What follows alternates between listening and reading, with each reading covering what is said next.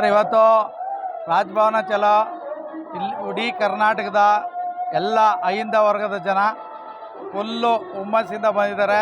ಈಗ ರಾಜಭವನ ಚಲೋ ಸ್ಟಾರ್ಟ್ ಆಗ್ತಾ ಇದೆ. ಎಲ್ಲ ಒಗ್ಗಟ್ಟಿಂದ ಉಗ್ರ ಹೋರಾಟದಲ್ಲಿ ಹೋಗ್ತಾ ಇದ್ದಾರೆ.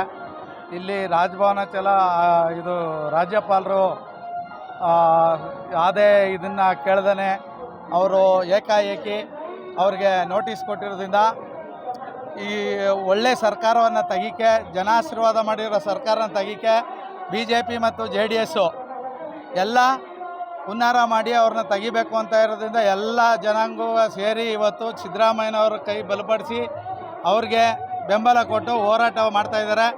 ಎಲ್ರಿಗೂ ಒಳ್ಳೆಯದಾಗಲಿ ಅಂಥೇಳಿ ನಾವು ಇವತ್ತು ಶುಭ ಕೋರ್ತಾಯಿದ್ದೀವಿ.